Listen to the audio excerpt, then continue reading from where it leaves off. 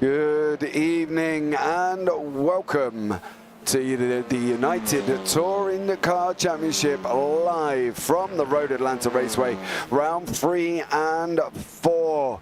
Tonight, I am joined in the booth by one Zach Sweeney. The track length today is 2.83 kilometers, set outside the city of Brazelton in the USA, and is going to be open to sprints and feature races. The sprint will be 19 laps of sheer racing from drop of the green flag right the way through to the checkered flag, and then the feature race will be 25 laps with one mandatory drive through pit stop, so they will have to drive through. Now I want to start off this evening, guys, by taking just a minute to reflect on our very own Scott McFall, who unfortunately his father passed away last week about an hour before the race. Scott went on to race in round 1, and he also took the victory as well. So just as a reflection, guys, on that one, we're going to hold a minute's silence for Scott McFall and his father, Scott McFall Sr.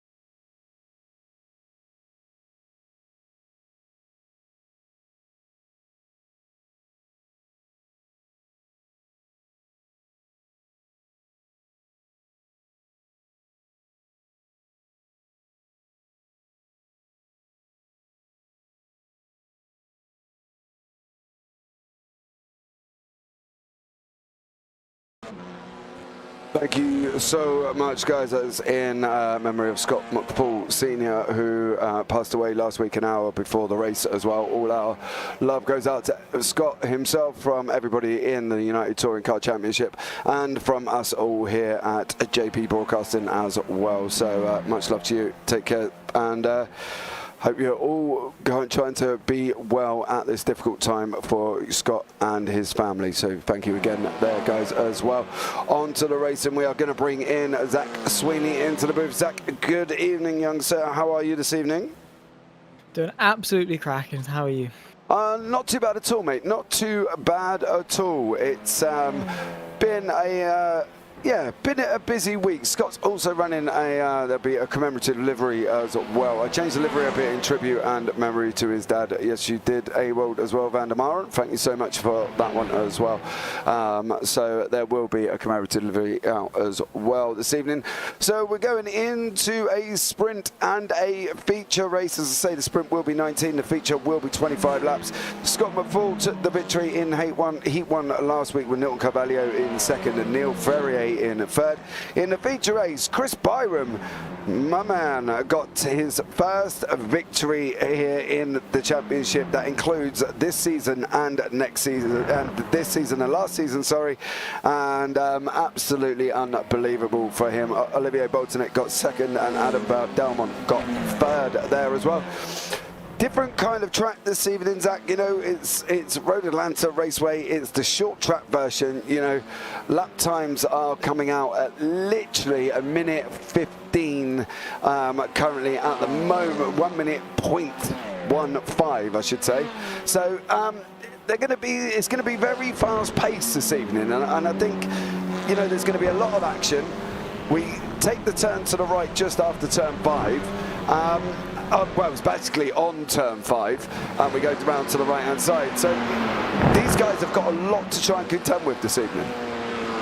It's a tricky circuit, Road Atlanta, both normally and as a short course. Again, it's my first time, like it was my first time commentating over this particular layout of the circuit. But on paper, it does look good. Road Atlanta itself as a circuit does lend itself well to overtaking. And the good thing is as well, it's still a really old circuit. You know, since its conception, it hasn't changed much. So it still has that historic feel to it. You know, the runoffs are very big and it will punish you. The undulation, the roller coaster nature of this circuit as well makes it a real driver's challenge. But it also doesn't lack that fun factor as well in terms of overtaking opportunities down and towards T1, turns 10A and 10B, because the Americans like to be quirky and special with it. But either way, yeah, no, it's an awesome circuit, and fingers crossed we can see some even better action like we saw last week. But again, that's a high bar to beat. Yeah, exactly. Last week was literally crazy. If you haven't watched it back, it is available on the YouTube channel. What we are going to do is we'll bring you up the quick current championship standings at this moment in time as well. So in the Drivers' Championship, Olivier Boltonek is out in first on 36 points, with Scott McFall in second on 34. Chris Byram in third on 25. Nilton Cavallio on 23. Stuart Reynolds on 21. Adam Dalmont on 18. Lewis Archer on 17. Tied with Dan Mould there. Ivan Balkamp on 16. Stafford's Kokoro Yanis on 14, Neil Ferrier 14, Dominic Herbert is down at 12 on 13, Miguel Lees on 12, Danny Bleak on 11, Derek Crowder on 8, Scott Malcolm 6, Sean Roberts on 5, Rob Sluter 5 as well, Laura Ubsek 4, Nicolai Pastor on 4, and the last on the point scorers is Luke Mitchell. Now in the Constructors' Championship currently, Sim District Vibe Esports are on 70 points, Vibe Sim District Esport on 43, Kuda Works on 42, Excite on 30, Blade Designs on 25, Kuda Am on 19, Kuda Evo on 16, Rockstar Sim Racing on 16, Team Blade Liveries on 14, GTR on 13, Ignia Motorsports on 6, HPD Racing Team Dacia on 5, and Vision Tech Digital Racing on 4, with GTR Evolution in 14th place, the last of the point scorers there as well. So it's looking quite close already within, you know, the championship, and we can see the custom livery that Oliver Boltonek from Sim District Vibe Esports is running. It is an all-black livery in commemoration of, obviously, as we just mentioned, Scott McFall's dad that unfortunately passed away about an hour before the race start last week. So they are running a commemorative livery at this moment in time as well. So much love to them. Thank you so much for doing that. That's absolutely incredible. And we will hopefully be able to show off the best that UTC's got to offer here tonight as we come into the last 12 and a half minutes. And already we've got Mark Draper from Blade Designs on a 102.72. Not really expecting that time to stick too much because of the fact that obviously we've seen times down at the 1 minute dead. Yeah, we have. A lot of drivers have actually really tipped themselves up into some really competitive lap times. We saw it through practice as well, with Scott McFall, I think, set the benchmark time over there with, as you say, 101 dead. But we are getting some good times in. Albin Kjellberg is at the moment provisionally pole position with a 102.0. He's got Hervine just in behind there, about 4.5 tenths, which is a fairly sizable gap. Around a 1 minute lap time, but as the session goes on, as people improve, as the track gets slightly better, we will see the peak optimal sort of lap time start to come in. And again, it's similar to last week, isn't it, James? Of course, with the open nature of this qualifying, we've got, I think it's like 36 cars out on track at the moment, and it's not the longest of circuits, so finding some nice space, finding a nice gap to really set the pace is going to be tricky. Yeah, absolutely. They're going to have to try it hard. We know, obviously, the Road Atlanta circuit as the chicane down in 10A and 10B. You know, on this track map, it is actually only turns 7 and 8. So they've only got 10 corners, really, on the circuit tonight. So they've the thing is, what I think where we're going is obviously we've got the S's, which they can't really pass down. They've got this long right-hander and a long straight, and this is really, apart from this and turn 1, there's nowhere else to go, is there? They haven't got a lot of time after that to really sort of make moves, and it's going to be very tough for these drivers. It is. It can really be tough, and again, the margin for error is very slim. If you overshoot a corner or you get it slightly wrong, you will end up on the grass. And in iRacing especially, if you're on the grass, you are pretty much a passenger, and definitely recently there's not much advantage to go onto the grass, so you don't really want to be out there at all if you can help it. But again, that's why we have qualifying, that's why it's so important, and that's why Olivier Boltonic, our reigning champion, is setting the benchmark and doing really, really well. Because if you can, yes, overtaking is not going to be impossible. We saw it last time at Okota, where we saw a lot of overtaking, a lot of action, because these cars do lend themselves well to action. However, getting the job done in qualifying, because now we're seeing Stuart Reynolds at the moment, provisional pole, 101.1, and then you look down to P10 of Stuart Gibbons is a 101.2. So just over a second covers our top 10. Which isn't a lot at all. So having that job done in qualifying early, getting it signed and sealed, is going to really give you a helping hand going into the race, because it just means that you're higher up, you're not caught up in that anarchy and the overwhelming nature of the early stage of this race, and you can just focus on yourself and get towards the front rather than having to worry about everyone else. Yeah, absolutely. I think that's going to be paramount as well for these drivers. You can see the times coming up on the sector times coming up on the bottom of your screen. Currently, Olivier Boltonic again has got purple. Scott McFall has just gone on to pole position. Olivier's just taking it back on a 1:05.41. So you can see the gap times now. That second gap is now down to 10th place. And with the hands of Malcolm Carvalho again pushing it further down, it's now gone down to 12th. We could here, to be honest, Zach, lend ourselves within a second gap at the top 15, because everybody's improving on their times and dropping it below that minute time, and I think that's what we're going to be looking for this evening, I think. Oh yeah, for sure. It's going to be very, very close. Of course, the pressure's high. You have to rise up to that level in a qualifying session. And again, it's all good being able to do not millions, of course, that's a bit of an exaggeration, but you get the point. Doing laps upon laps upon laps in practice and being like, oh yeah, I'm really good. I'm like up with Boltonic or whatever. I'm really, really quick. I can do this. And then we get to the race and you do like a 101.5, let's say, whatever it is. When you're down in P10 or P11, P12, something in that vein, it's a lot different to do it when it counts. And being able to set the benchmark, as we see how close it can really get, because Scott McFall and Olivier Boltonic are matched down to the thousandth of a second. So again, it just goes to show how crucial it is to rise to that level when it counts. Yeah, Dan Mould there has taken first place as well. So Dan Mould currently as well. Xander van der Houen is also up the table in 6th place. You can see the times on the bottom of the screen. They are coming in thick and fast. We will try and keep an eye out for as much as possible on the times that are going to be taking place currently at the bottom. And it's going to be, I don't know, if I'm honest with you, where these drivers are going to be able to really gain positions, because there isn't really anywhere where they can gain positions, and I think that's the thing at the moment. Jan Goossens has just gone up into 17th place. Dominic Herbert is looking at improving as well. He's just gone up into 19th. Where are we looking at, Zach, on this circuit? I suppose we are only looking down at that short back straight and down into turn 1. Surely there can't be anywhere else they can do it. I mean, I'm sure we're going to be surprised, because if the gap's open, anywhere's technically an overtaking opportunity if you can really, get the run and be careful with it. But yeah, you're very right in saying that it is going to be limited in terms of where you can get those moves done. Turns 10A and 10B, as you say, that chicane, heaviest braking zone on the circuit, and it's a chicane.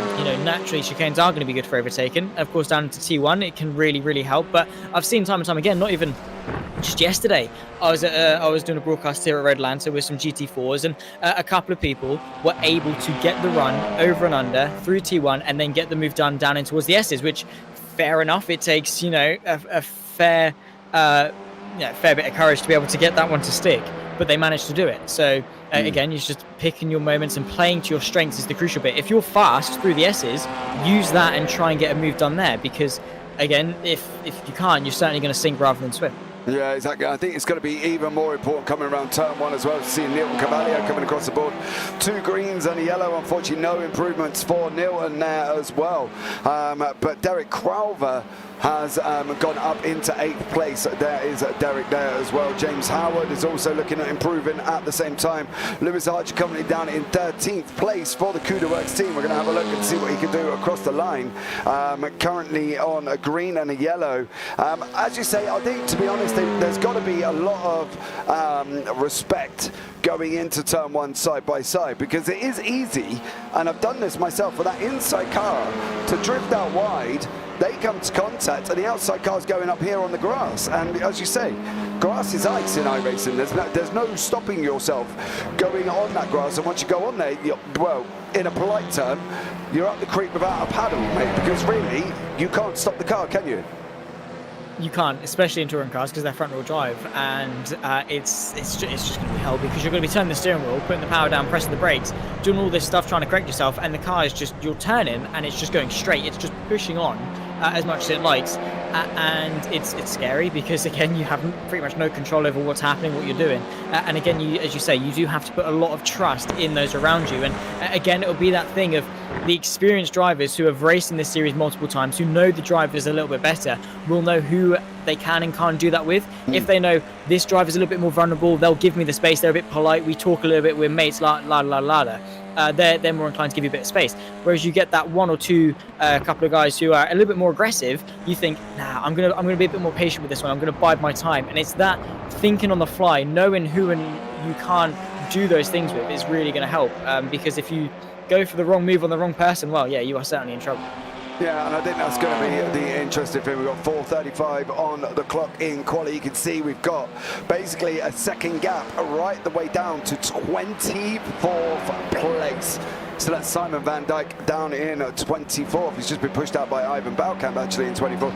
And that's going to be the thing we've got to look out for. You know, these guys have got less than a second between 24 cars. That, you know, it's going to be physically nose to tail right the way through the field. And how, from, you know, a point of view, do you kind of deal with that? Because you're rushing down into an almost fast right-hander, really. It's not really a slow U-turn or anything like that. It's quite a fast right-hander up the hill. And when you've got 35 cars rushing in there, are we expecting incidents and something to happen? I mean, you're not going to be slaughtered for saying that. It's not an unpopular opinion by any means. It's safe to assume that things will happen, as you say, with the large amount of cars down into a corner that's fairly quick, and in cars that are, you know, quite inclined to overtake and actually inclined to, you know, get a little bit argy-bargy, door rubbing and things like that, as we often see in touring car championships. Not that it's necessarily the right thing, but it's just what naturally happens due to the sort of the series itself. And we saw it last time out at COTA with a little bit of argy-bargy moments. It naturally just happens. It's motor racing. Things are going to happen. And especially on lap one, the adrenaline's high. You're trying to think about a million different things at once. You're trying to go forward. You're trying to avoid going backwards. And obviously towards the front, maybe not so much, but certainly amongst the midfield, sort of from fifth downwards, it's going to be absolute carnage, because you've got people that have got cars in front of them, cars behind them, and they just don't know what to do with themselves. Yeah, exactly. I think that's what they've got to do. If they can get around lap one, you're really kind of on that challenge to finish them, because if you can get around turn one, if you get past the first lap, then you should be on for a good race as well. Mr. BF John there, good luck to both of the Blade teams in the series as well. Team Blade liveries there as well, with Dan Mould and Blade Design, Dan Mould in Blade Design, sorry, and Craig Walters in the Team Blade liveries there as well. So good luck to them. And Dan is currently on a purple sector 2. He was yellow in sector 3. Boltonic has gone a little bit quicker on a 1:31, so he's improving as well. Albin Kjellberg is there currently sitting in 4th place. Now, I know Albin from another series, and I'm more used to seeing him in a Corvette GT car than I am in an Audi here this evening. So this could be a first for me, as he's running a bright pink Simpsons livery. You know, anybody young enough will remember the original set of Simpsons series. I don't think they've changed much. It's not like Postman Pat, where all of a sudden you've gone from this cartoony image to this digital Postman Pat, and looks considerably different than he did 20 years ago, but there we go. So yeah, there goes Simpsons livery there. Lewis Gardner as well, also rocking the Simpsons liveries. He comes across the line still in 20th position. Well, coming to the end, I think there's going to be some people out of place here, because Chris Byram has just managed to go into 14th. You know, he was the winner of the feature race. There's a lot of work to do for some very quick drivers in this series at this moment in time.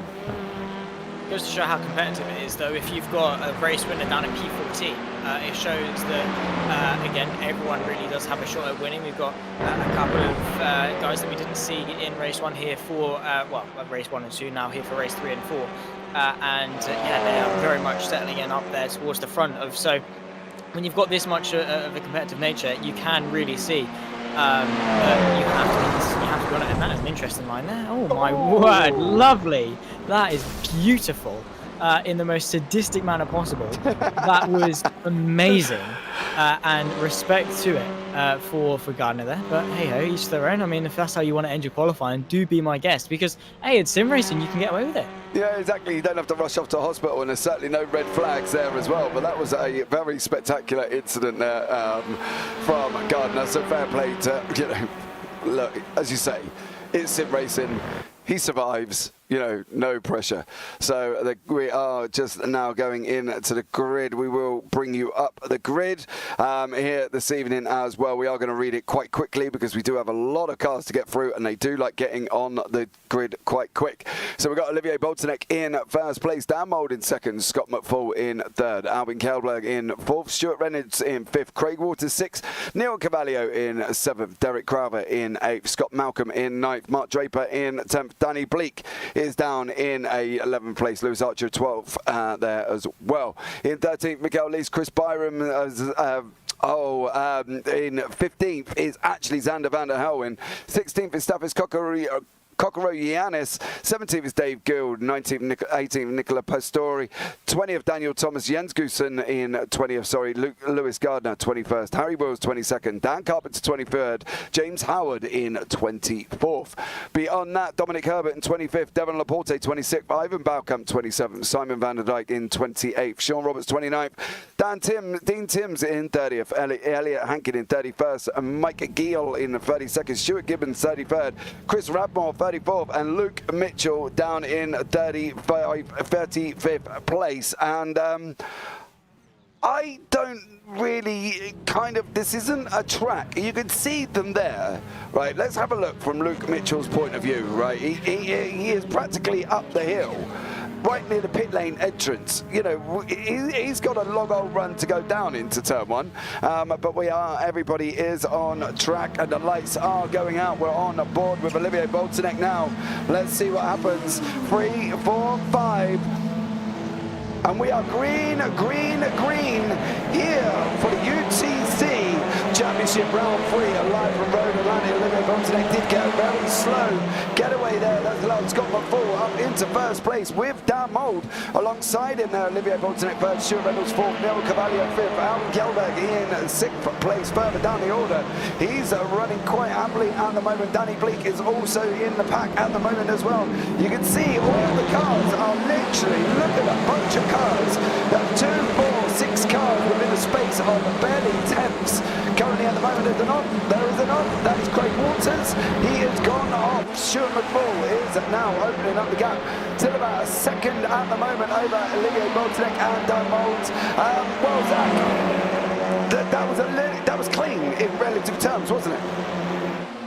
It was, but it was an appalling start from the 45 machine of Olivier Boltonek, who just didn't move, really, you have to say, off the starting grid. Got completely swallowed up by the likes of Dan Mould and Scott McFall, who got an insane launch to the pair of them versus Dan Mould and Olivier Boltonek, up now into P1, and got a relatively commanding lead also over Dan Mould and Olivier Boltonek. So doing really well to lead off lap 1, lap 2 of 19, of course. So you really have to settle into the rhythm quickly. Short and sweet are these races here for the UTC. So not got long to make up those moves. And of course for Boltonek, not got very long to recover from that mistake at the start either, so really have to get a move on. And you can see now still under a bit of pressure from Stuart Reynolds, who showed some really good pace last time out of Kota and could now start to contest for the podium. Yeah, exactly. So we've got Olivier Boltonek, Stuart Reynolds going to be battling out for third and fourth. Neil Cavallio is behind that.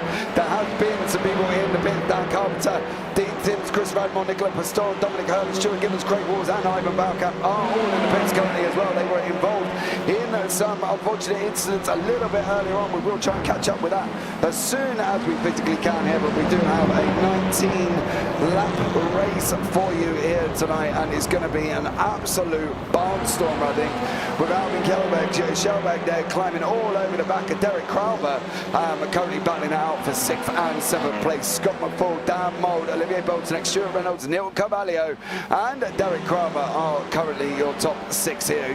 Shellberg just gone up the inside.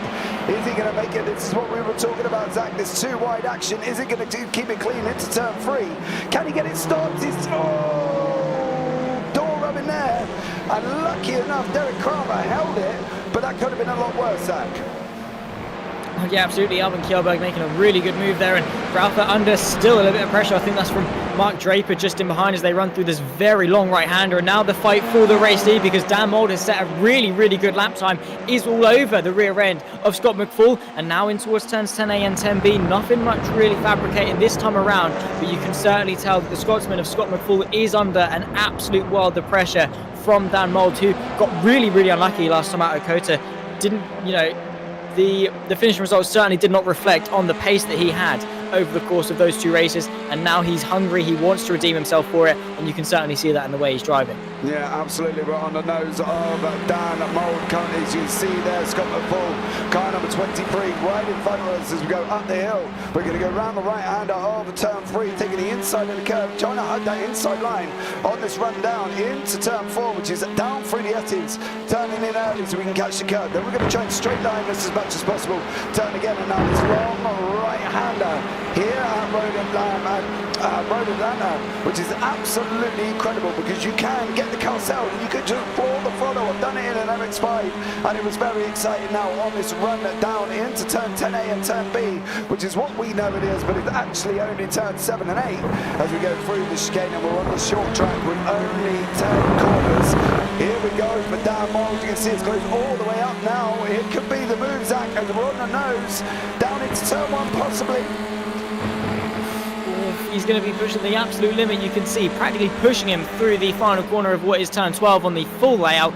Unfortunately, not quite close enough for the move down in towards T1 is Dan Mould, but you can definitely tell he's putting the pressure on. Got a really good run. Oh my word, thought he was going to have a look to the outside of T3 there, but now he's managed to keep himself composed, play the patient game, and is waiting for it. But you can just see how eager he is. Nose to tail is Dan Mould over the race leader of Scott McFall, who got off to a really good start, but now that momentum is starting to hinder himself. Oh my word, what a sideways moment there from Scott McFall. That's going to relinquish the race lead though to Dan Mould, who gets up the inside. Is that also Olivier Boltonek maybe going for 2nd place?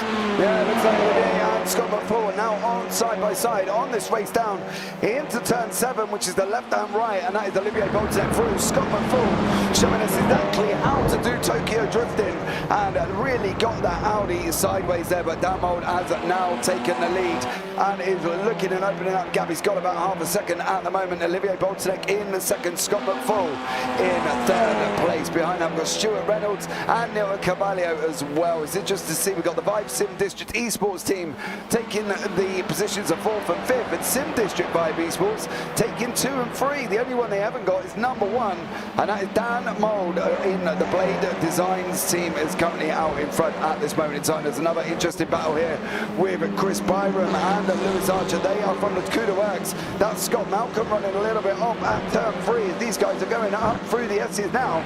Oh, there's contact there with Byram and Malcolm. Slided a bit of door banging there, and everybody made it through, Zach, but this is going to be a run down now into turn 7 and 8. Oh, absolutely. You can see now just trying to tuck back in, get that benefit of the slipstream. Now Byram looking to go for the move, and is certainly eyeing it up. You can see now 2 abreast between the 2 teammates, and one of them backs out of it. That's Byram just having to stay in front and really keeping his composure well, because Lewis Archer is giving him a very, very tough time indeed, as Michael Lees as well is trying to join in on this fight. The fringes of the top 10, so it's some good points pen positions inside the top 10 as well. As a good milestone to get, and yeah, for three people fighting over it, especially 2 teammates as well, it is always can definitely end in disaster. Yeah, absolutely. Scott Malcolm has gone off. He dropped down the timing tail and went off track. This is is Chris Byram and Lewis Archer. This is the battle for 9th and 10th place currently as well. The leaders are still there, as guys, we are keeping an eye on them. And as you can see, there is literally about half a second gap between 1st and 2nd, then 2nd and 3rd, and then 4th and 5th. So they are a little bit away at the moment, but this is your closest battle as these guys go around that long right hand or turn 6, dropping down into turn 7 and 8, or as we are customary known as 10A and 10B. So there we go. But for now, it will be 7 and 8. And unfortunately for Lewis Archer, though, Zach, he's got Miguel Leaks right up behind him at the moment, and is not really giving him any room to sort of settle down trying to chase older Chris. Very true indeed. The worst place to be in a train of cars is second, because you're having to look forwards and backwards to both attack and defend. You're constantly worrying about what the car in 3rd place is doing. You're constantly trying to focus on what the leading car in the train is doing as well, because that's the person you want to get past, and he's going to try and do that now, is he? Oh my word, again, a lot of sort of half-hearted looks down in towards T3. It does make you stop and think for a moment if they are actually going to go for it, but Chris Byram is holding his composure well, keeping everyone at bay, at least for the time being, and just again, as I say, trying to keep his composure, and that's all you really can do, because those in front of him, Mark Draper in P8, he's sort of getting away just at around about the margin of about a 10th or 2 a lap, so that P8 is sort of becoming a little bit further and further away from Chris Byram. So now for him, I think what he's trying to do is just lock in this place and finish as high as he can. Yeah, I think what we're going to try and have a look back is the incident earlier on that caused so much chaos at the beginning with loads of people. This is on board with Dan Carpenter here this evening, and this is where it all went on. And there was the first lot of contact, there was the second lot, there it all was, everybody crushing in. Unfortunately, after that as well, Dominic Herbert, Dean Timms, Nick Overstall, Dan Carpenter, Stuart Gibbons, Chris Radmore, Craig Waters and Ivan Balkamp, all involved in that one. But Chris Byram still got the ever-attacking Lewis Archer behind him, with Miguel Leaks behind that as well. The leaders are opening up a little bit of a gap over each other. You got half a second, then about 6-7 tenths after that. Neil Carvalho is the closest one with 3 tenths after that as well. So it's kind of, believe it or not, in a weird kind of way, Zach, it's kind of spreading out a little bit, which is kind of not what we expected. It really isn't. We were expecting people to stay in one long big train like we sort of saw at Kota, but as battles start to form, you do naturally see these sort of breakaways of 2, 3, 4 cars sort of to their own little devices. And on the track map, to be fair, they are quite close, but again, just not quite close enough to put pressure on each other and things like that. But in terms of pace throughout the race, we're seeing only the fastest lap time is a 1:0.63. The slowest I'm seeing is sort of a high 1:01. So really not much in it in terms of pace between everyone. So the consistency wise is where the difference is made, being consistent, and of course that qualifying place, because even though some drivers are going quicker than their position shows, because they didn't get the job done in qualifying, they've been bogged down in these fights, and now we're starting to see the field spread start to take place. They're too far back of anyone else to really actually use that pace to make it count. So again, it just goes to show and demonstrate how crucial qualifying can be. Absolutely, we've got Olivier Bolton now with Scott McFall about 3 tenths back currently at the moment as well. These guys are going around the left and the right hand of 7 and 8 as we go up over the hill now. Could this be Scott McFall's opportunity? He's got to be trying to look at closing up as best as he can on the nose here with that Audi and with Scott, and he's got to be trying to close up using this car as much as possible. We talked about draft last week, and I think, Zach, we kind of come to the general consensus that there's not a massive amount on this car to really assist these drivers. As you say, the front wheel drive, you know, the kind of, Olivier getting a big squirrel on going up in the entrance into 3. He's coming around 4 now. And as you say, there's not a lot of anything that these drivers kind of draft-wise are using, are they? It's a bit of a weird one in touring car when we talk about draft, because it is there, but it's not as predominant as if we were sat in an F3, for example. Oh yeah, again, they are just glorified road cars in a sense, and the draft is difficult to benefit of, especially when they're so close. And everyone is so close, because you know Scott McFall is getting the benefit of Olivier Boltonic, and if Dan Molden's a little bit closer, so too would Boltonic on Dan Molden. It just sort of negates any advantage they had at all, which again is just not helping anyone. And you really do have to do all the hard work through the corners to close the gap, and just hope that you've got enough straight line speed to get the move done.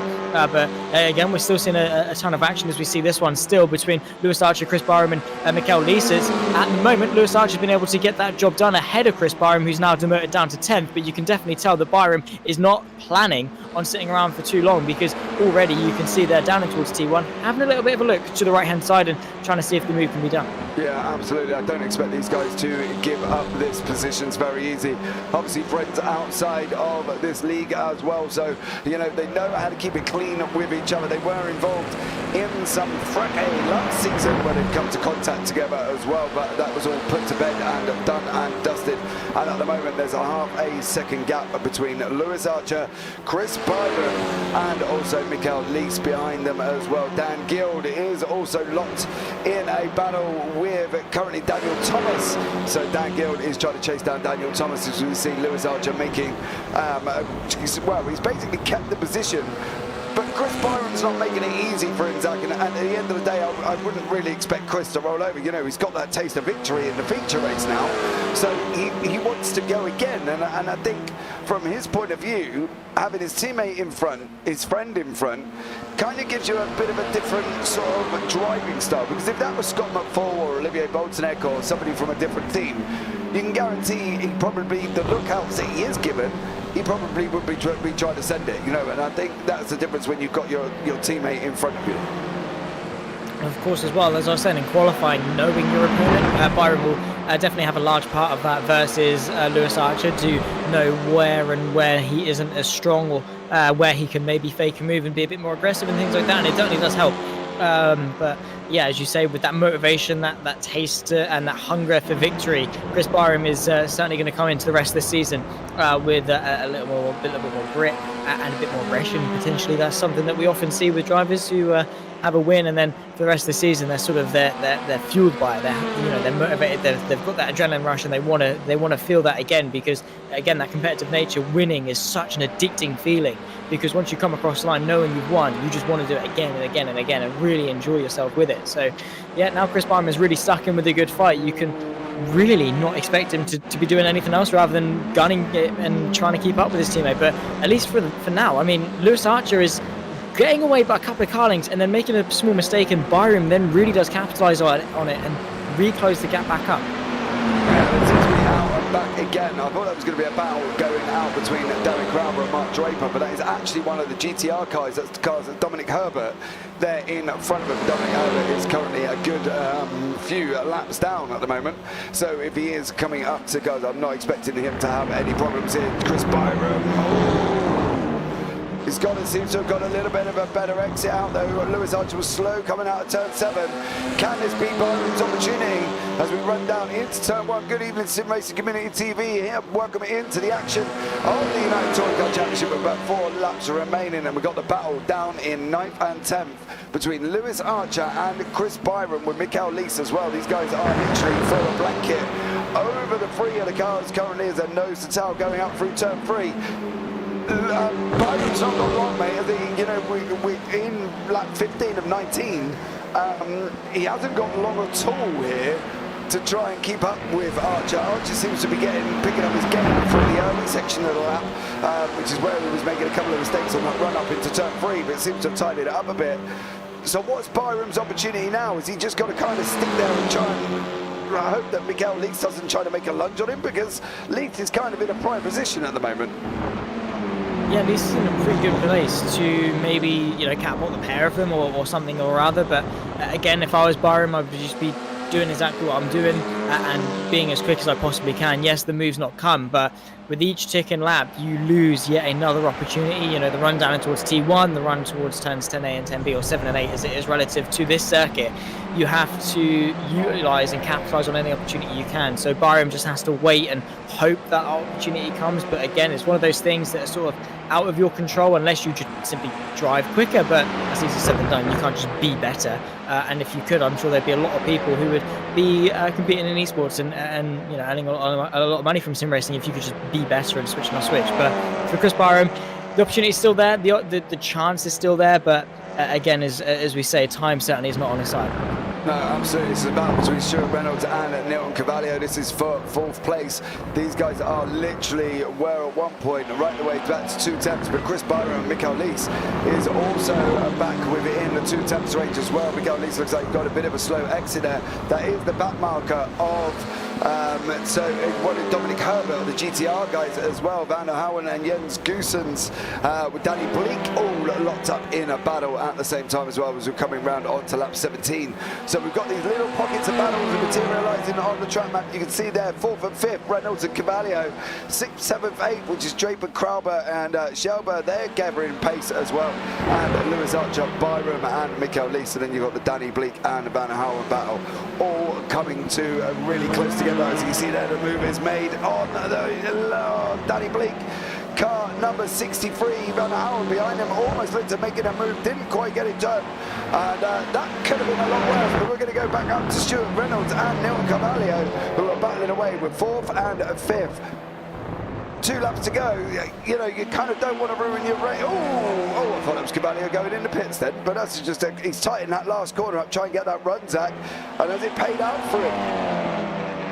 If he got his nose ahead down and towards the final corner, yes, but because he hasn't, he's lost a lot of momentum taking that tight line. Stuart Reynolds has used the correct racing line, carried that momentum all the way through and was able to get the drive off. But it was a good attempt from Carvalho just to at least have a look and try it, and if he knows that if he has got a bit of a better run, then it will work.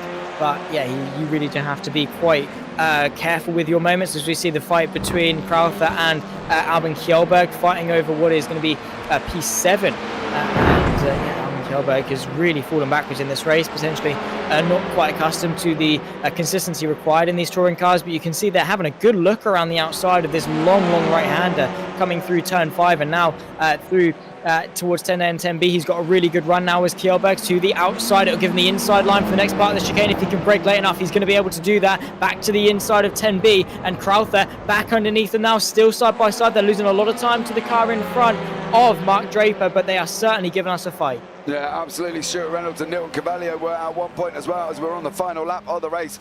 Side by side going down into turn 7 and 8. Shelberg and Crowber now are literally opening up about a half a second gap. Lewis Archer has still managed to keep ahead of Chris Byram and Mikael Lees at the moment as well. So we are on the final lap. So this will be the final lap for Dan Mould, this final 1 minute lap where he's just got to keep it on track. And he's done a stellar job, to be fair. He hasn't really looked back, has he? Since he took the lead, you know, Dan Mould's just been going about his business. Yeah, Dan Mould has really been chilling out in front, and now he's going to take a very well-deserved victory, and I think it's a redemption day for the number 80 machine of Dan Mould, because only a couple more corners left to go for him, and yeah, he really deserves this one. Yeah, absolutely. You can see Dan Mould now coming across the line, taking the victory in the sprint race for Dan Mould. Olivier Boltonek in second, Scott McFall in third. Stuart Reynolds will come across the line in fourth place from Nilton Cavallio. Mark Draper in sixth place there. Albin Schellberg in seventh, David Crowber eighth. Lewis Archer managed. Oh, did he? Is he going to just? But Archer there just managed to hang on from Byram and Mikael Lees. Van der Houen as well is in 12th place, so that was close with Danny Bleak. There wasn't a lot of time separating them guys. Simon Van Dijk is coming across the line in 18th. Sean Roberts in 19th place. Oh, Harry Wills. There's an interesting way of coming across the line with James, that was a back marker in front of him, I think, as well. Car number 28, so that was Nicola Pastori behind him as well. Well, you know, Harry Wills crossed the line in a fairly different way that we've probably not seen before there, Zach. But let's have a look at the final over positions here tonight from this series. Dan Mould takes the victory for the sprint race. 4 Blade Designs there as well. Olivier Boltonek in second, Scott McFall third, Stuart Reynolds fourth, Nilton Cavallio in fifth, Mark Draper in sixth, Albin Schellberg in seventh, Derek Crowber in eighth, Lewis Archer ninth, Chris Byram 10th, Mikael Lees there in a 11th. Danny Bleek in 12th. Xander van der Houen in 13th. Jens Goossens 14th. Dan Guild 15th. Staffis Kokorogiannis in 16th. Daniel Thomas 17th. Simon Van Dijk down in 18th place. Beyond that, Sean Roberts down in 19th. Harry Wills 20th. James Howard 21st. Elliot Hankin 22nd. Luke Mitchell 23rd. Mike Gill in 24th. Scott Malcolm 25th. Dean Timms 26th. Dominic Gerbert 27th. Devin Laporte 28th. They were the ones involved in the incident right at the beginning. Well, if that's anything to go by, then the feature race could be interesting on the basis of a reverse grid. Yeah, I'm looking forward to it because race one, of course, was I don't want to say tarnished, I don't think that's the word, but sort of diluted a little bit in terms of action because of everyone just sort of settling into their own races, spreading out a little bit. And while we did have some action, it wasn't particularly the action that we would have wanted between, Dan Mould and Olivier Boltonek and things like that. So hopefully now with the reverse grid, we're going to see a bit more of that and the strategical aspect of things coming into it as well. Again, race 2 at COTA was chaotic, so too was race 1, but I'm sure it's going to be no different here at Road Atlanta. And yeah, it's just something to look forward to. It's always an interesting prospect when you've got reverse grid because you go into it with so much uncertainty. Are the main contenders going to be knocked out on lap 1? Are they going to get involved in a bit of an incident? Are they going to be able to fight their way through the field? It's these questions that you ask yourself, and it's those questions that really make these exciting. Yeah, and I think, to be fair, if these guys can make it through, the problem they've got is obviously the people in front. Now, not everybody's as fast as everybody in this series. That's a given anyway. You're going to get that across the board. No matter what league you're in, you will have different drivers faster than others. But I think from the point of view here, you've got the likes of Dan Mould, Chris Byram, Lewis Archer. They're all going to be near the back of the field, Olivier Boltonek. And I think this could be that. I think from their point of view, what I would look at doing would be to be sensible. Pick the places off that I need and move up bit by bit by bit by bit. Because I think if they try and rush the job, they could end up, coming off worse. And they do have the mandatory drive-through anyway. And they've obviously, are quicker. But I think they've got to be a little bit sensible, Zach. I don't think rushing the move this, earlier on in the feature is probably the best way to go. I said it last week and I'll say it again this week. It's a balancing act. You have to go into this race with sort of assertion and, dominance and confidence to be able to go for a move, be confident, get it stopped and make those places up early. But also, as you're quite rightly in saying, you have to balance that with the fact that you've got to pick your way through. You've still got a couple more laps than you did in race 1 to get these moves done, and you don't want to be caught up in an early scrap for a position that you could have gained anyway the next lap if you would have just been a bit more patient. It's that balancing act of knowing when and when not to go for a move, because for these guys, they're the quickest. They've just won the first race. They've finished really high in the first race. They're starting at the back towards the second. They know full well that they can make these moves. However, again, as I say, it can very easily go wrong. But the best time to make these moves is right at the start because everyone's really close together. We haven't got that field spread just yet. And then they can use that to advantage, pick off a car, still be really close to the next 2 or 3, then pick off those guys, then be really close to everyone else, and then pick off those guys. We saw it with Olivier Boltonek, who soared their way towards the front of the field in race 2 at COTA. I'm expecting a little bit more similar here at Road Atlanta if they are able to do it. But again, it's always that uncertainty. And the drivers that may be a bit more conservative, you often do find that they sort of dwell in midfield battles, and those that can just send a move and be confident in themselves do tend up to rise the order just a little bit better because they're confident, they're not doubting themselves, they're going into a corner on with a maneuver saying, I'm going to do this, I'm going to make this one stick. They're not doubting themselves, they go into that with 100% confidence to say, this is going to work. Those that go in with 50% confidence and sort of be like, do I know if I'm going to do it or not? Well, we'll just send it and see what happens. They're the ones that end up in the spins. So go into it with confidence, with your head held high, posture up in the metaphorical sense. Of course, you don't just posture up in your racing seat. I mean, you might if you're down to that, but in the metaphorical sense of just posturing up, lead in with your head and take some good strides forward at the start of this race. Yeah, absolutely. I think that's going to be important. Olivier Boltnick is in chat. I don't know what happened at the start, to be honest. My run was not great, too much mistakes. Yeah, we were debating what actually happened to you, as you kind of didn't really go anywhere off the start. So, you know, if you've got a little bit of an insight, that would be absolutely amazing. But yeah, you didn't really go anywhere, Olivier, and then unfortunately just got swamped. But, you know, at the end of the day, that's racing, and these things happen. You know, 4:31 at practice remaining here, guys, before we go, as we see Danny Bleak getting a little bit sideways there as well, as we can see Stuart Gibbons in the GTR car coming out as well. I think you're right in the terms of the fact that they have got to be confident about what they're going to do. I think you know, pretty much nailed it on the head there about the fact that they've just got to kind of pick them up, stick them in their pocket and say, right, I am going to do this, because otherwise, if they keep prancing around, they're going to be involved in the incidents, and the last thing we really kind of want to see is these guys involved in incidents, because there was a big one at the beginning of race 1 that did take out quite a few drivers. But my fear, you've got 36 other drivers on this grid. You've got 36 kind of almost unpredictable people with 25 laps and a mandatory pit stop, just to throw it in there. And the mandatory pit stop is a drive-through. So just to throw it in there, there's going to be some big challenges. And I think from the likes of Chris Byram, Olivier Boltnick, Scott McFall, Dan Mould, they are going to have to be careful. But saying that, I'm not saying anything's not impossible. I just think from their point of view, they've really got to try and pick their places off as best they can. You know, that's, I think, the last thing we want is a kind of another big pilot like we had at the first one. But at the same time, we want to see that action of these guys moving through the field. But as we know, reverse grids are spicy anyway, Zach, regardless if you've got a 14, 15, top 20 full reverse like we've got here. The reverse grids are always going to cause some form of drama somewhere along the grid, aren't they? And I think that's kind of a given and an expected as we go into this 25-lap feature. I mean, yeah, because reverse grid spices things up. You go with the race starting from the qualifying order, everyone's where they should be, most of the time anyway, like sort of 9 times out of 10. Yes, you get the guy that bottles qualifying, is really quick and starts towards the back or things like that, but most of the time everyone's where they should be. If you're quick, you're towards the front. If you're slightly slower, you're towards the back.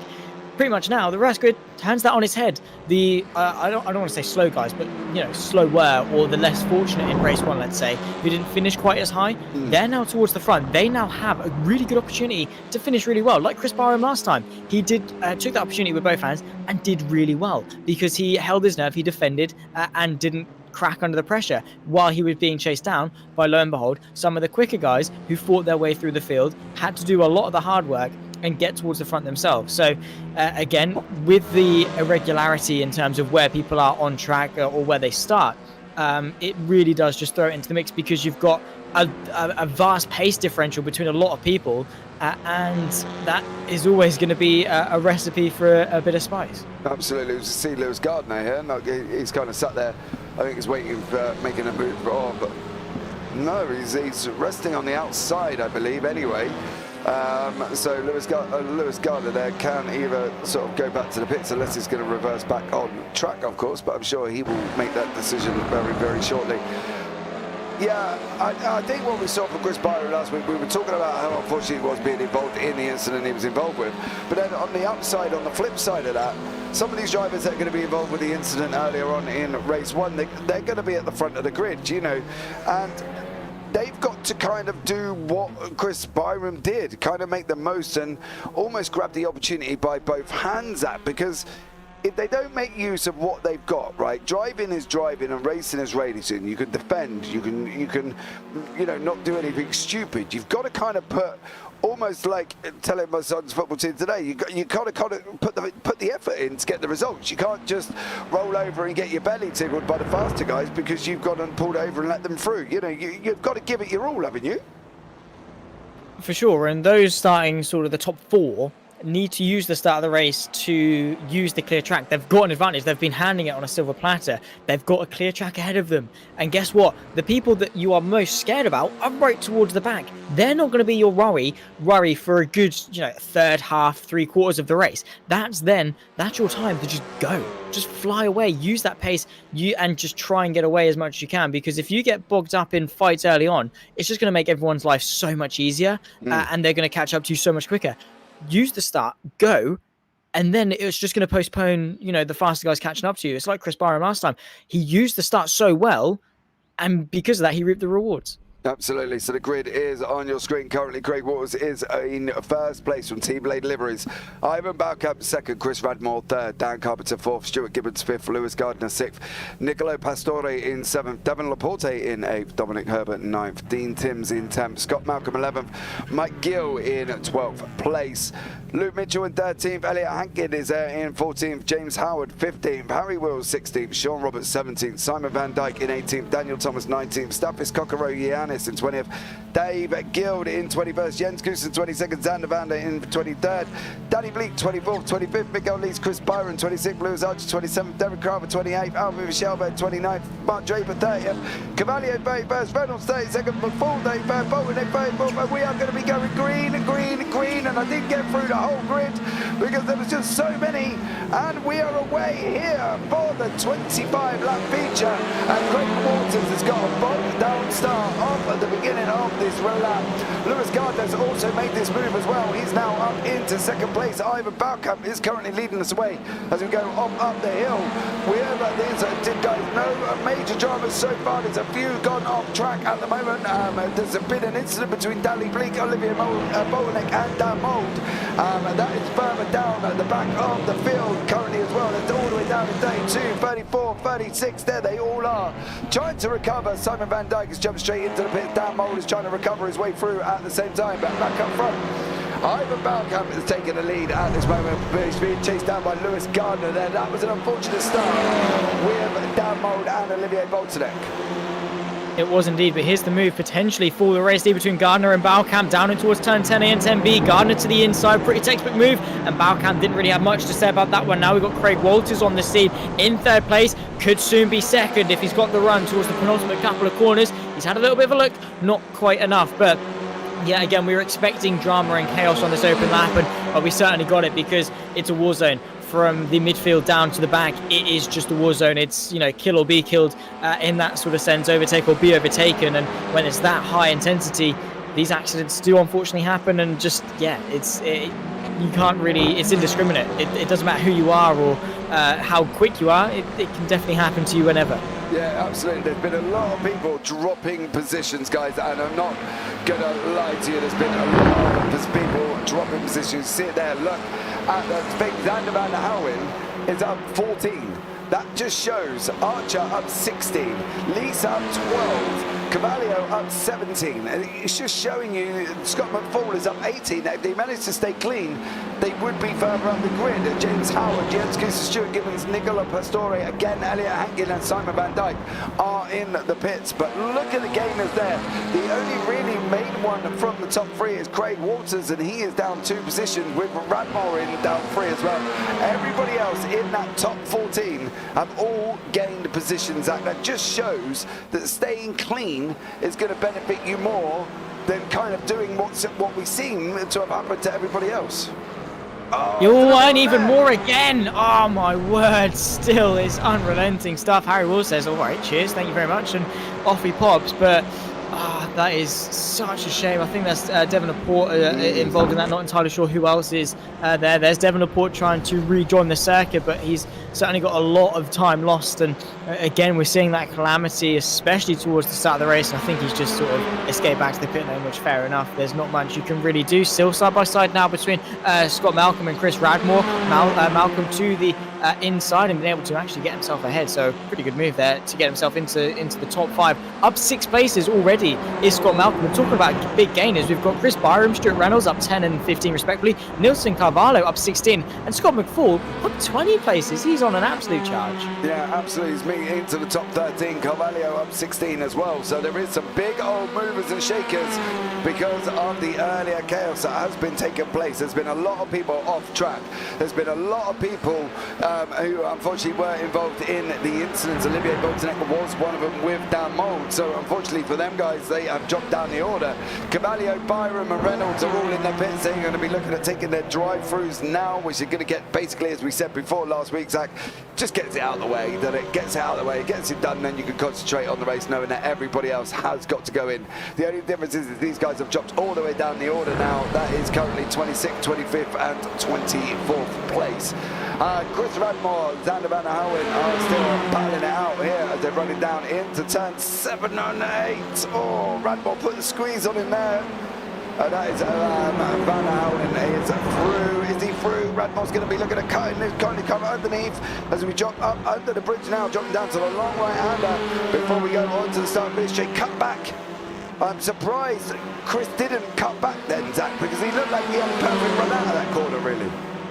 Yeah, but again, it's not quite what you expect. And now we've got Dean Timms, I think, looking to move to the inside. Yes, he is, and he's going to be able to get it done. But here comes Radmore, still keeping him honest to the outside. He's done a really good job to keep the momentum. Now it's going to be the inside for the little kink before you head in towards turn 3. And Dean Timms, very smart, I think, there to back out and sort of choose life in that sense, because very easy for him to stick his nose in. Dean Timms, of course, has won championships in other series. He's a very quick, well-experienced driver as well, is Timms, and yeah, he's certainly using that to full effect. He knows when he can and can't go for a move, but now he's going to use that to full effect, going to the inside. And who's this off? This is Ivan Balkamp. He was right towards the front of this race. Yeah, Lewis Archer as well. Basically had to try and bypass him, and Lewis Archer's currently just shot a cone off the side, but back up front, Dean Timms has made that move past Chris Radmore. That was down into turn 7. Balkamp lease, Mould wheels. Oh, Balkamp again. He's come back across the track. Mould's in that battle as well. There's 4 cars racing down the last corner. Ivan Balkamp is in the Dan Mould, Harry Wills, Miguel Lees, Lewis Archer's in the pit, so is Dominic Herber. And Ivan Balkamp lost out there, but he did lose out because he went off the track, so that's not really anybody else's fault apart from Ivan Balkamp's. But I tell you what, Miguel Lees has got a lot going on behind him, and Dan Mould is one of these guys. As they come into turn 3, he's making his way back through the order after being caught up in the interaction with Olivier Boltonek at the beginning. That could have been a lot worse for Ivan Balkamp. Not only did he kind of lose it on that fast flowing corner, but to kind of come back in that way, it wasn't beneficial for him, was it? That good, because he kind of put a few others' races in kind of jeopardy.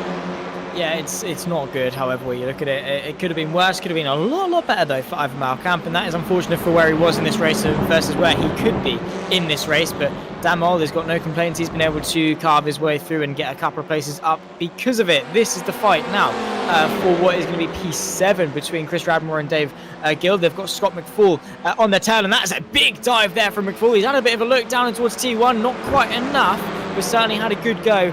And has to tuck him behind, but now Guild is going to turn defense straight onto offense to the outside of T3. McFall trying to find a way through. There's an open gap, and he tried to fill it, but again, just not quite enough, and he's going to need a little bit more of a better run than that. But you can certainly tell that these guys are giving it absolutely everything on the limit of what them and their car can handle. And McFall really trying to find a way through no matter the cost, and around the outside maybe of here can definitely give it a good go. And now he's going to have the inside potentially to follow Guild through for what is going to be P6 on Chris Radmore, who's having to go defensive. Scott McFall doesn't really have a way through for now. Guild going the long way around, has to back out though. That's going to open the door for McFall to then go around the outside of the second part, 10B, and up in the 7th place. So McFall there doing the good thing of playing the patient game and waiting for the move to come to him. Well, currently he's up 26 places, mate. So whatever he's playing and whatever his patience and whatever he's drinking, he's certainly doing it right.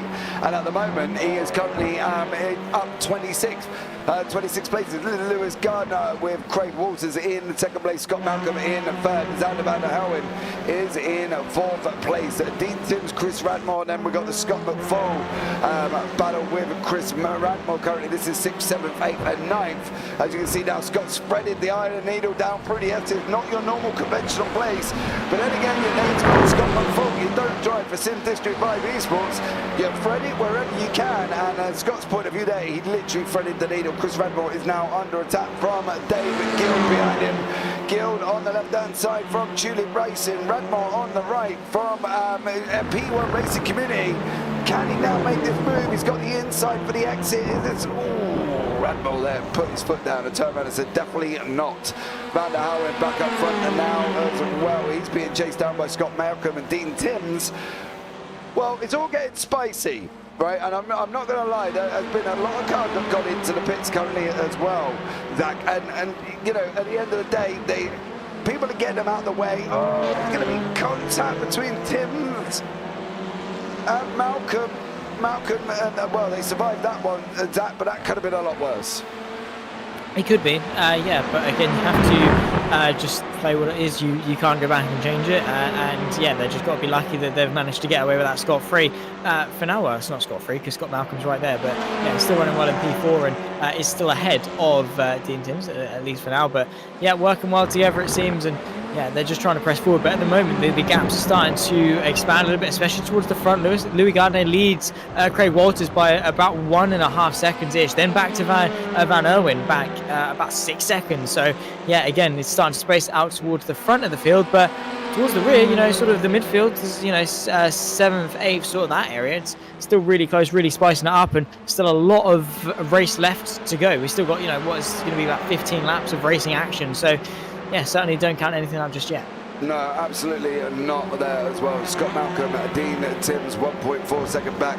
Believe that is actually Carvalho, which is, I believe, a back marker behind Malcolm. It is Carvalho is a lap down as well there as well. I'm not loving the fact that Dave Guild is just going plummeting down the order and has now disappeared altogether out of the series. I'm not quite sure what has happened to him, but I cannot pick him up. He is completely gone. Danik Kravitz, Stathis Kokorianis has basically got Olivier Boltonet climbing all over the back of him. I'm not sure what has happened to Dave Guild. I think he just may have disconnected because there is literally nothing there telling me what has happened. I think he's just disconnected. He's now plummeting down the order from Tulip Racing, but Stathis Kokorianis has got Olivier Boltonek, and now right up behind him as they're going down into 7 and 8. Stathis trying to close the door off. Olivier said, you didn't do it enough, my friend. I am coming through. And that is Olivier Boltonek, who has gone through the pits, mind you. Let's clarify, he has gone through. We've got nearly 14 cars now that have gone through. Mark Draper is in the pits as well. Danny Bleak has just got in front of him, so Olivier Boltonek will pick up a couple of positions here as well. Another man on a move through the series with Stuart Reynolds and Dan Carpenter. They are side by side going into turn 1, and that is Stuart Reynolds getting the job done as well from him. He's also pitted. I'm interested to see here, Zach, with basically 14 on the clock. You know, Scott Malcolm, Dean Timms, Scott McFall. Scott hasn't pitted. That could explain why he's up to 27 places. Pit lane time is looking about 26, and he hasn't got 26-second gap right the way down to basically Chris Byram in 20th from where he is at the moment. You know, Louis Gardner, I think, is going to be a prime example of where Louis is going to come out, because obviously he was in and out. He went into the pits and is now looking at coming out as currently in 6th place, but is Scott leaving this too long, do we think? You know, Sean Robertson and Olivier Boltonek are still side by side going into turn 1. Or would you look at trying to get it out of the way now? It's such a difficult position because he has, technically, Scott McFall got clean air, Zach. So where would he run? Use it. Use the clean air. I certainly would. He's got the pace to use it. He doesn't need to come in. As soon as he starts to then be slowed down, then come in. Because right now he wants to maximise the amount of clean air that he's got and how much he can gain relative to everyone else in the pit lane sequence. That's the thing. That's why the likes of Stuart Reynolds came in early, is because they can then use that and have that clean air. And when everyone else comes into the pit lane, he's gained a lot of time and should, in theory, carve his way through the field. Louis Gardner making up a place there, back up in P7. Here's Scott Malcolm, and he's in P3. He's got Dean Timms just in behind him, and yeah, he's still trying to fight really, really hard, and again, work together nicely. You can tell they're not fighting because they need to work together. They need to come into the pit lane, and the more they trip over themselves, the further down they are going to be when they do eventually take that drive through and come out of the pit lane. So it is certainly a game of chess. You do have to think strategically where you want to be and where you want to leave the pit lane, but also you're trying to predict the future in a sense, because if you come in, it's like, am I going to come out in P15? Am I going to have a nice little bit of a gap? And you're playing that guessing game. And again, it's not ideal. So an element of luck, definitely, but play with how you've got it. If you've got some clean air, use it. Absolutely there as well. The problem with Scott McFall is that there, car number 24, oh, that was little Carvalho, and he's a lap down. And that's going to release Scott McFall. And there's going to be some inquiries as these guys taking it free ride around the last corner. Carvalho is on the left. He is currently a lap down. I'm not entirely sure. To put it bluntly, I'm not quite sure why or what was going on there. That really shouldn't have been taking place. Should it, that from a lap car? No, I don't know. It depends what Carvalho's doing, whether he's come in and already served that penalty. He wants to keep the track position maybe, but even then I'm not too sure what the blue flag rules are. Sometimes the blue flags are just advisory and just to say, don't be mean. Just they're there. If you want to move, then move, but don't like hold them up too much. Again, it goes from series to series, but Carvalho, if he is lapped and he is completely out of this race, then it just seems to be a little bit harsh to try and hold everyone up. But again, if he's got a legitimate reason for it, trying to stay on the lead lap and trying to maximise himself in this race, then fair enough. I mean, he's got full entitlement to the track position, but you have to say there is a line in terms of if you are a lap car, you do have to sort of be a little bit nicer, and what it has done is brought down Mould right onto the back of Dean Timms and could actually cause a move for P5. You can see Mould there on the inside, going to use the gap, fill it and get ahead, but Dean Timms gone back underneath him, got the drive up the hill towards T3. Is it good enough? No, it's not, and Mould up in the 5th place because of Carvalho's little bit of a hindrance for Dean Timms. Yeah, and do you know what, I'm going to sit here and we try and be biased and blunt, but I understand a lap car trying to lap somebody if you're quicker, but do it clean, because you've just kind of jeopardised that individual's race. So with the car underneath, whoa! That was James Howard, I believe, taking a little bit, well, he's gone off track straight away, so we can try and catch that. What I didn't get was the move, like, lunge, because you've just jeopardised Dean Timms' race. This is where they're probably going to end up getting myself in trouble, and if this was a national race, I'd probably be on the front page of the Sun, because I didn't get that, and I don't see the point in that move. It's not like Carvalho is moving away. He's obviously jeopardised Timms where now Mould has taken a position away from him, but it's now sat there, and it really does confuse me. That I get if you're faster you can make a move, but don't do it in that way. That was just a no-go for me from my own professional point of view. That's probably going to get me in trouble, and as the song probably goes, you're going to get sacked in the morning. I don't know, but I didn't get that, Zach, and I don't feel that should have really taken place. Yeah, well, let's hope you don't get sacked, because if you're sacked, I'm sacked, and no one wants that. So, yeah, fingers crossed. But, no, I mean, fair enough. Everyone's entitled to their own opinion, I suppose, as we see Mould now trying to get ahead of Carvalho, who, again, is still going defensive in that Audi. So, I mean, each their own, but I'm sure the stewards are going to have a talk about it and decide what is right and wrong, because, at the end of the day, it's not our job. We're here to talk about the action. We're not here to decide what's right and wrong, and that's what the stewards are here for. They're the ones that dish out the penalty. They're the ones that deal with the backlash. Backlash. They're the ones that deal with the annoyed drivers that don't really like the penalties. And to be honest, respect to the stewards, because I could not do it. I would certainly get a little bit too angry, a little bit too opinionated, and say a couple of nasty words. But they do it really well to keep it nice and professional. So I'm going to stay inside of my job peripheral and not say anything for the sake of my own backside. You got literal splinters on your bottom there, sir. Lewis Archer looks like he's in another battle with Stuart Reynolds as well. Miguel Lees is also trying to come through at the same time. Yeah, I'm probably a little bit more outspoken than most. I kind of wear my heart on my sleeve when I broadcast and commentate, and unfortunately this is what you get. You will get my opinion on whether or not that action should have taken place, and I'm still on a firm believer it definitely should have not. Miguel Lees is now trying to battle away with Daniel Thomas from the Coup d'Eva guys. These guys are coming down into turn 4. Through the S's they go. Currently the battle down for 18th and 19th. This is one of the closest battles apart from this one with Scott Malcolm, Dan Mould, and the back marker that is still in there as well, Neil Carvalho. You know, there you go. He's there. He's there. He's on track.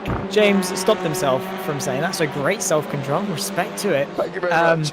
Yeah, he stopped himself from saying a couple of words, and fair play to him. So I'm going to jump in and just make sure he doesn't get himself in trouble. So Scott Malcolm and Dan Mould are very, very close together, as you can see on track. The Scotsman, the 48, who is driving a really, really good race up in 4th place. It might not last for very long there because Dan Mould is certainly breathing down his neck and under that rear wing. Now put into the left-hand side, the inside for the chicane. He's got to be brave on the brakes. He's got to be committed. He's got to be bold, but Scott Malcolm's bold, and around the outside. Now the inside for 10B. Has Mould got the measure around the outside now of the second part? It's still going to be the outside for the final couple of corners. You can see Carvalho trying to get involved for a racer position potentially. Scott Malcolm holds firm on the inside line, and there you can see Dan Mould trying to keep his foot in as best he can. There's still a bit of a space on the outside. Now he's going to dummy to the right-hand side of T1. Gives him the inside line. There goes Dan Mould up in the 4th place, and oh my word, Malcolm's off.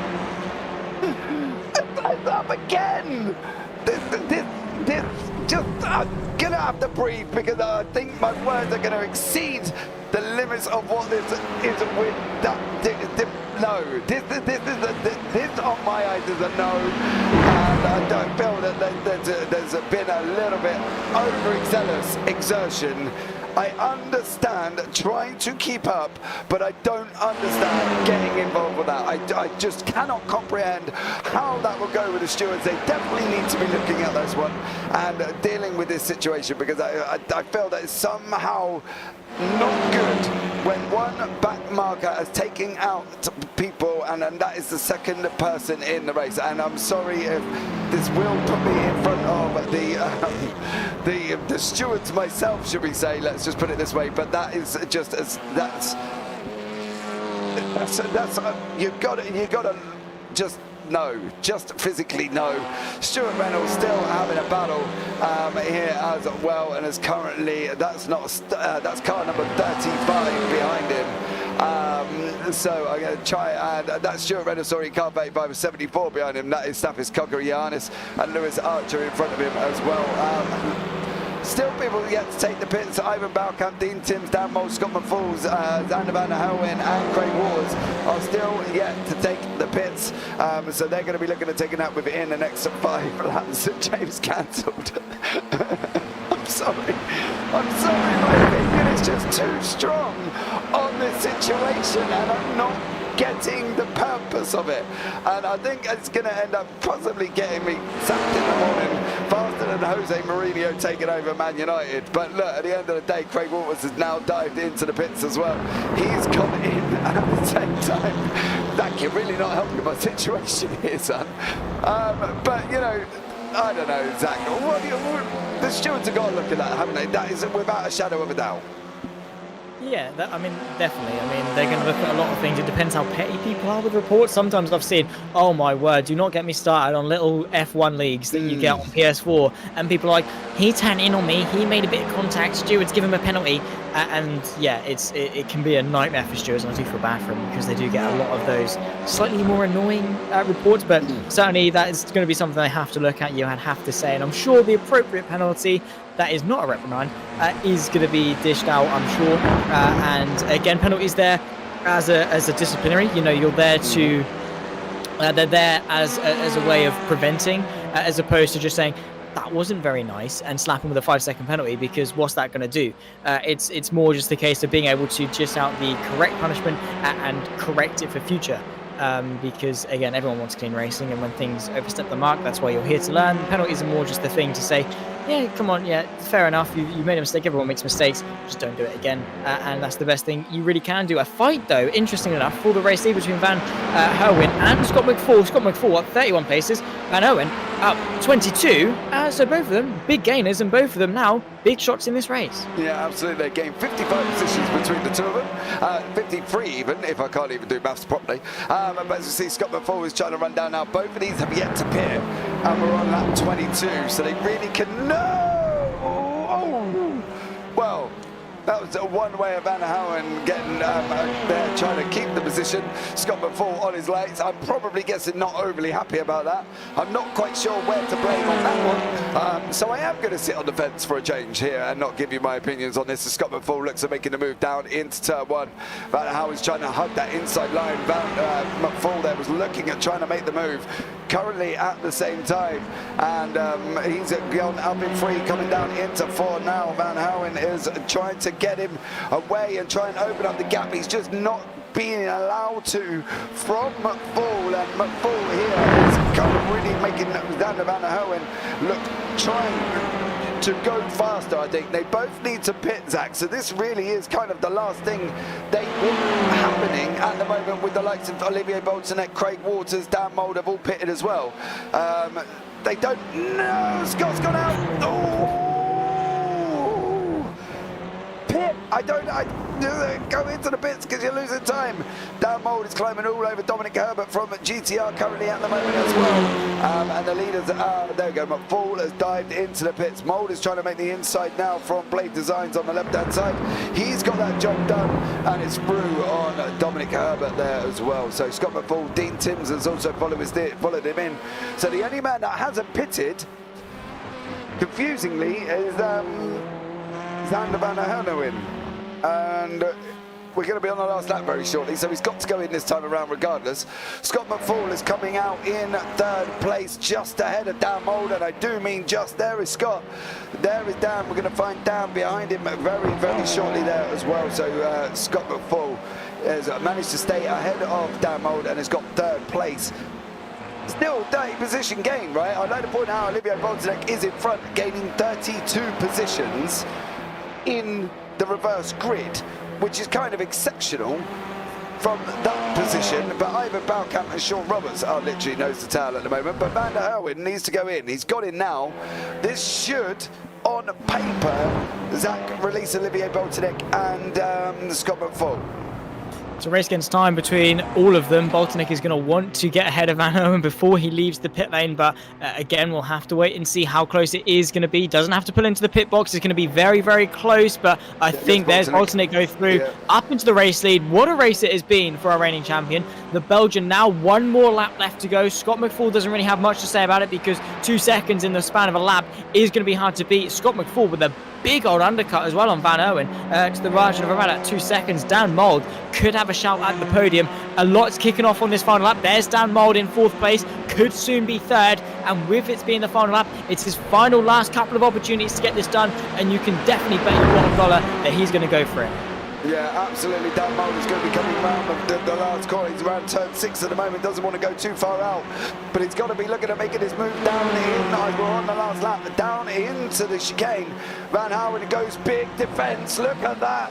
Then comes across. Mould's going to struggle to stop that car.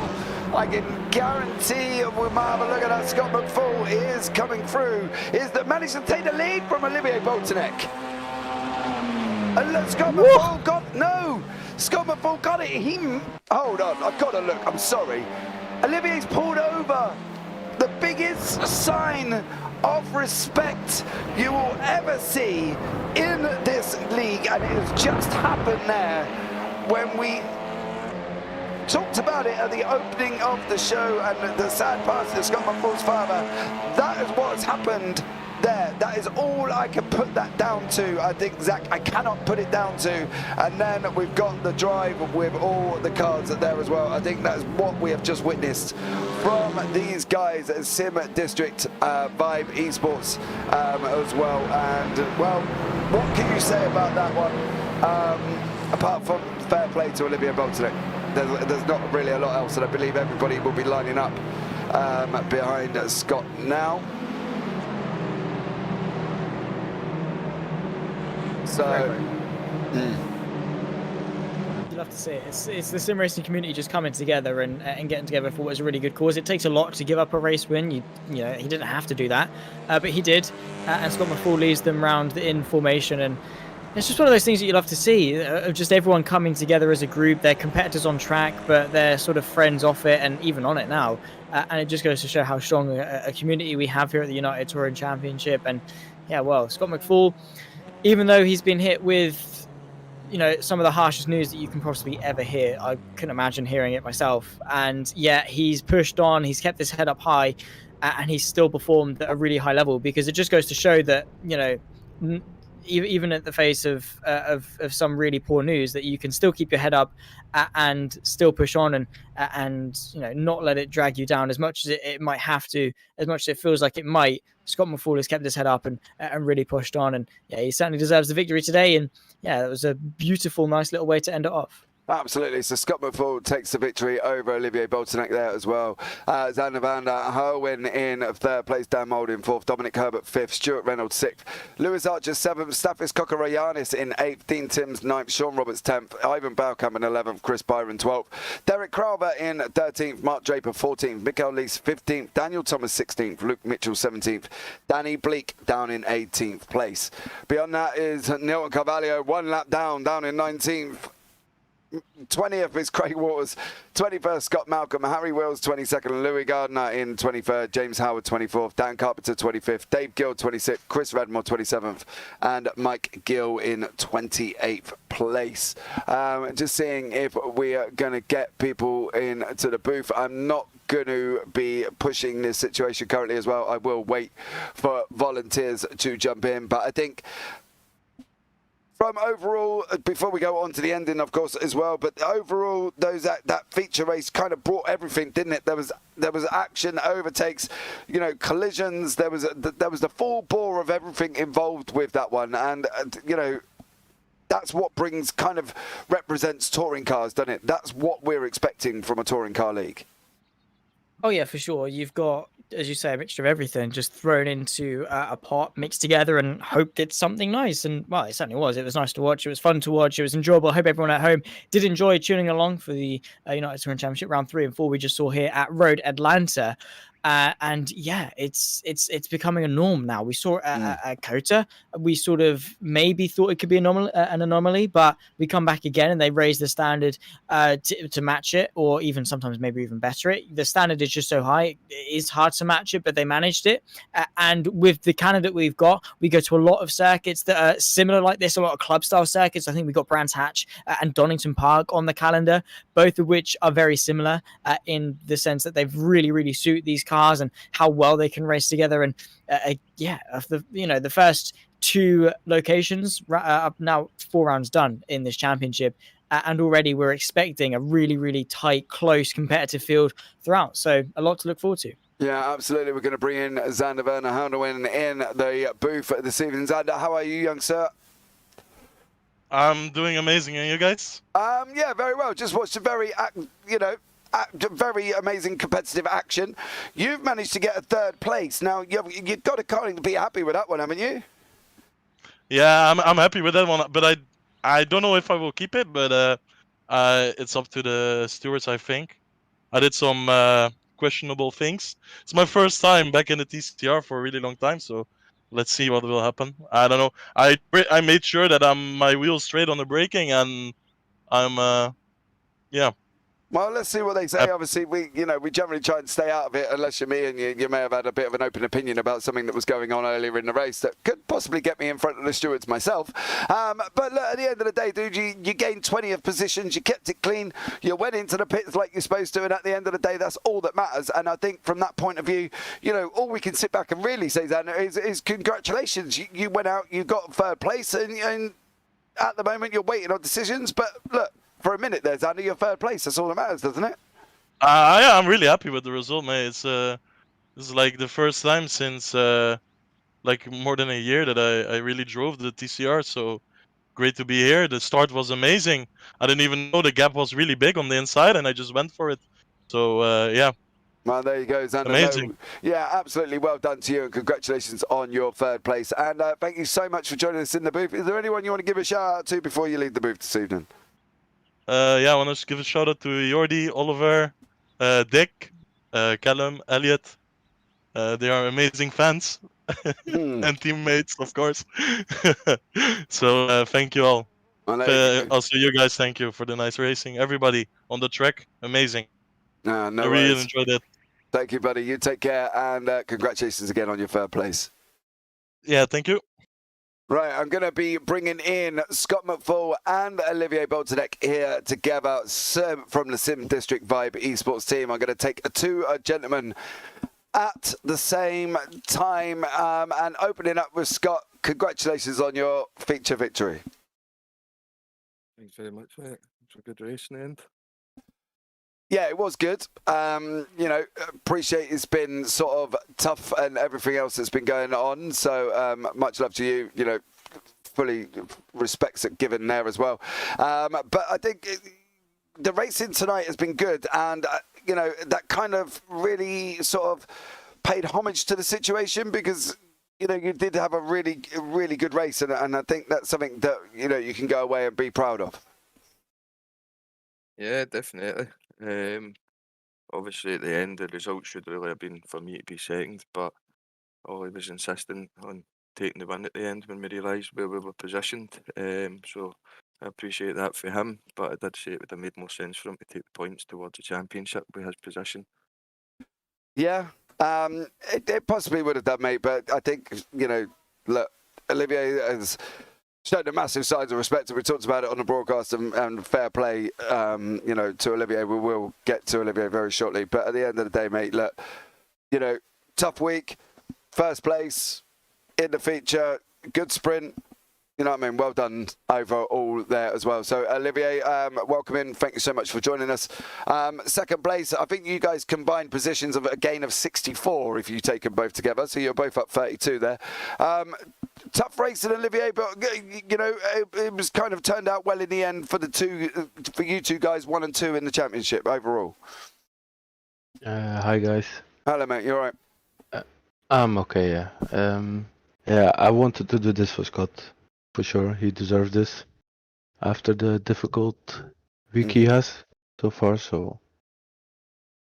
Yeah. About my race, yeah, race 1 was tough. I really messed up my start. And then I tried to chase Dan, but I made too much mistakes. So he did good, but then race 2 happened. I got taken out twice. Yep. Luckily, I could have recovered. I didn't know where I should finish. All of a sudden, in the last lap, I'm in P1. I'm like, is this now serious? And then I see Scott in second, and I say, this one is for Scott. I don't care about the points. I don't care about the championship today. It's about Scott. That's it. Yeah, I think overall, I think, you know, the series as well has paid a massive amounts of respect, and I think everybody here within, you know, the JPB community, within the UTC community, to see what you've done has just been absolutely incredible. So, you know, overall, I think it's been a really good evening of racing. Tough. Massive shines of respect at the end, guys, and all I can say is, you know, fair play to you both for coming into the booth. I can probably imagine this was not the easiest thing in the world to do, but Scott, severe condolences, my brother, and, you know, good race overall, but tough circumstances. No, I appreciate it, man, definitely. Thanks again for the good stream that you guys are always putting up week in, week out for this as well, and just a massive thank you to my teammates. They've all been there sort of whenever they've been needed, you know what I mean, just to do what they do, man. So, but no, thanks very much, guys, I appreciate it. No worries, we'll let you both get jump off out the booth as well. So well played, fair play again, guys, and take care. Thank you. Right, so there we go. That was Scott McFall and Olivier Boltonek. We're now going to finish off with Dan Mould. Dan finished 4th overall in the feature race for Blade Designs and took the victory in the sprint race. Dan, welcome into the booth. Good evening to you, sir. Hello, guys. Hello, mate. How are you? It's hot and sticky. Yep. That kind of race would possibly do that to you, mate. I'm not going to beat around the bush about it, but that kind of race will do that to you. And but overall, a good hole of points for you, isn't it? 1st and a 4th. Yeah, I was hoping for a podium second race, but I think I came out just behind Xander, and he battled really well to get the podium himself. But yeah, it was good points. I actually thought I was racing Scott, and I got past him, and it was Nilton, and I was absolutely gutted when I found out it was Nilton. So I felt like he held me up a little bit to try and give Scott the gap. But I suppose when you're in a team, that kind of stuff can happen. Yeah, look, to be honest, regarding that one, I'm going to sit on the fence on that one. I'm probably going to get myself pulled in front of the stewards myself. I was slightly opinionated during the thing of what went on after that. But look, overall, a good evening of racing, so fair play and congratulations on your victory and your 4th place, buddy. Is there anyone you want to give a shout out to before you leave the booth this evening? Just the organisers, Luis, for getting me in the league, and you guys for putting on, the commentary, and anyone who's watching really, and the guys who race with me. Yeah, it's thoroughly enjoyable. I love it. Okay, mate, no worries at all. So congratulations there, buddy, and we look forward to seeing you next week. Cheers, mate. See you Cheers. later. Bye. That, I think, kind of represents the community spirit of sim racing, Zach. There, it was obviously tough. You could hear it within Olivier and Scott, really. I'm sorry if you are staring at my iRacing. The session has closed and kicked me out, so this is kind of what I'm giving you at the moment, rather than you staring at my horribly messy desktop. But overall, Zach, the racing itself was good. It was clean, respectful. Few things that the stewards are definitely going to have to go and look back at. But overall, mate, a good evening of racing. Yeah, I think you summed it up quite well there. It again was one of those races that had it all. We had action, drama, chaos, you name it, we had it, sort of thing. And yeah, again, as I said just before the interviews, just looking forward to how the rest of the season pans out. And glad to be along for the ride, to be honest, because the community, it's so strong here. It's not toxic at all. Sometimes in leagues it can very easily that competitive nature get the better of some people. They start being at each other's throats and just make it unenjoyable. But here you can definitely tell it's a very friendly, very just good atmosphere. There's no really use for a better term there, but it's just a good, nice atmosphere that you want to be a part of, and you want to come in and you want to turn up and you want to race, as opposed to feeling like you have to. And I think that's definitely is really important. And things like this, as bad of a situation as it is that for Scott and things like that, it's these moments like these where people then come together and try and lift everyone up as a group, do prove that community sense of things, and it is awesome to see. Yeah, absolutely as well, guys. So the schedule for next time as well. So we're currently on round 3 and 4. Round 5 and 6 will be from Donington Park National. That will take place on the 5th of November. We are then going to round 7 and 8 at Brands Hatch on the 12th of November. And then the third one in November, so we're going to spoil you with 3 races in November, will be on the 19th of November at race round 9 and 10 at Monza. But there we go, guys. I think that was going to be a nice place to end this evening's broadcast. So again, thank you so much for everybody who's joined us this evening. Don't forget to give the video a big old thumbs up. Don't forget to subscribe and turn on the bells for notifications. But really, guys, all that's left for me to say this evening is from myself and Zach Sweeney. You all take care. Have a great week. And you never know, we might see you on the track next time. See ya.